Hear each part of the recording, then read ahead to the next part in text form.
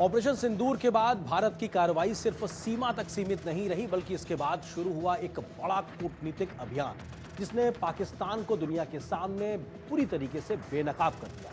सैन्य कार्रवाई के साथ साथ भारत ने वैश्विक मंचों पर भी आतंकवाद के मुद्दे को आक्रामक तरीके से उठाया और अंतर्राष्ट्रीय समर्थन हासिल किया।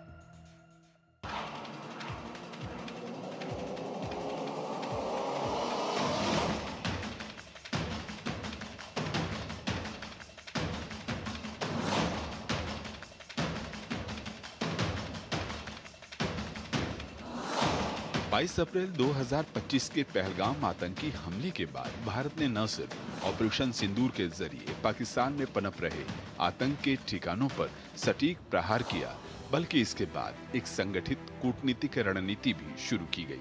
सरकार ने 7 सर्वदलीय प्रतिनिधिमंडल तैयार किए, जिसमें सत्ता पक्ष और विपक्ष दोनों के वरिष्ठ सांसद, पूर्व मंत्री और अनुभवी राजनयिक शामिल थे। इन टीमों में विभिन्न विचारधाराओं के नेता एक साथ शामिल हुए ताकि दुनिया को यह संदेश जा सके कि आतंकवाद के मुद्दे पर भारत एकजुट है। इन प्रतिनिधि मंडलों ने संयुक्त राष्ट्र सुरक्षा परिषद के सदस्य देशों सहित कुल 33 देशों का दौरा किया। अमेरिका, यूरोप, पश्चिमी एशिया, अफ्रीका, एशिया के कई देशों में जाकर भारत ने साफ संदेश दिया कि सीमा पार आतंकवाद अब वैश्विक सुरक्षा के लिए खतरा है और इसके खिलाफ सख्त कार्रवाई जरूरी है।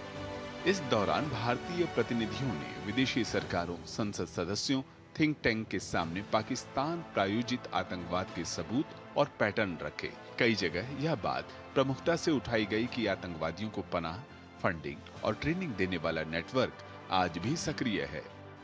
भारत की ये कूटनीतिक मुहिम सिर्फ द्विपक्षीय बातचीत तक सीमित नहीं रही, बल्कि वैश्विक मंचों पर भी इसका असर साफ दिखा। भारत ने संयुक्त राष्ट्र सहित कई वैश्विक मंचों पर अपनी बात मजबूती से रखी। आतंकवाद के खिलाफ सख्त कार्रवाई और उसके वित्त पोषण पर रोक लगाने की मांग को लगातार उठाया गया। इसके साथ ही ब्रिक्स, एससीओ और क्वाड जैसे अंतर्राष्ट्रीय मंचों पर भी पहलगाम हमले की कड़ी निंदा की गई। जुलाई 2025 में ब्राजील के रियो डी जेनेरो में आयोजित ब्रिक्स शिखर सम्मेलन में सदस्य देशों ने पहलगाम हमले की कड़ी निंदा की और आतंकवाद को अमानवीय बताया। साथ ही सीमा पार आतंकवाद और दोहरे मापदंडों पर भी सख्त संदेश दिए। जुलाई 2025 में ही क्वाड विदेश मंत्रियों की बैठक में भारत, अमेरिका, जापान और ऑस्ट्रेलिया ने संयुक्त रूप से हमले की निंदा करते हुए आतंक के मास्टरमाइंड, फंडर्स और शरणदाताओं पर कार्रवाई की मांग दोहराई। सितंबर 2025 में चीन के तियानजिन में आयोजित एससीओ शिखर सम्मेलन में भारत सहित सभी सदस्य देशों ने आतंकवाद के हर रूप की निंदा की और अपराधियों को न्याय के कटघरे में लाने पर जोर दिया। जब हम नैरेटिव की बात करते हैं तो एक चीज़ हमको ये कहना पड़ेगा कि नैरेटिव भारत ने अपनी जो हमारा सच था हमने आगे दिखाया, लेकिन पाकिस्तान ने भी अपना नैरेटिव चलाया एक।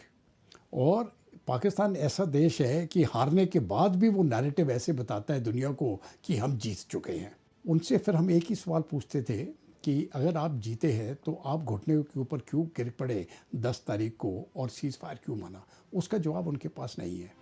इसके साथ ही कई प्रमुख देशों ने भारत के रुख का समर्थन किया और आतंकवाद के खिलाफ स्पष्ट बयान दिए। ब्रिटेन और फ्रांस ने आतंकवाद को अस्वीकार्य बताते हुए भारत के आत्मरक्षा के अधिकार का समर्थन किया। अमेरिका ने भारत के आतंकवाद विरोधी कदम को संप्रभु अधिकार बताया। रूस, जापान, यूएई, सऊदी अरब, नीदरलैंड और अन्य कई देशों ने भी हमले की निंदा करते हुए आतंकवाद के खिलाफ वैश्विक एकजुटता की बात कही। कई मुस्लिम देशों जैसे कतर, सऊदी अरब और ईरान ने भी आतंकवाद की निंदा करते हुए भारत के साथ सहयोग और संवाद की आवश्यकता पर जोर दिया। वहीं यूरोपीय संघ और संयुक्त राष्ट्र सुरक्षा परिषद के कई अस्थायी सदस्यों ने साफ कहा कि आतंकवाद को किसी भी परिस्थिति में उचित नहीं ठहराया जा सकता। इस पूरे कूटनीतिक अभियान के दौरान भारत ने एक साफ संदेश दिया कि अब आतंकवाद के मुद्दे पर केवल बयानबाजी नहीं, बल्कि वैश्विक स्तर पर ठोस कार्रवाई जरूरी है। 10 जून 2025 को प्रधानमंत्री नरेंद्र मोदी ने इन सर्वदलीय प्रतिनिधि मंडलों के सदस्यों से मुलाकात कर उनके प्रयासों की सराहना की। ऑपरेशन सिंदूर के बाद शुरू हुई ये कूटनीतिक मुहिम भारत की रणनीति का एक अहम हिस्सा बन गई। एक तरफ जहां सैन्य कार्रवाई के जरिए आतंकी ढांचे को नुकसान पहुंचाया गया, वहीं दूसरी तरफ अंतर्राष्ट्रीय स्तर पर पाकिस्तान की भूमिका को बेनकाब किया गया। यानी अब तस्वीर सिर्फ सीमा की नहीं, भारत ने आतंकवाद के खिलाफ लड़ाई को युद्ध भूमि से निकालकर वैश्विक मंचों तक पहुंचा दिया। और इस पूरी प्रक्रिया में पाकिस्तान की भूमिका पर दुनिया के सामने गंभीर सवाल खड़े हो चुके हैं।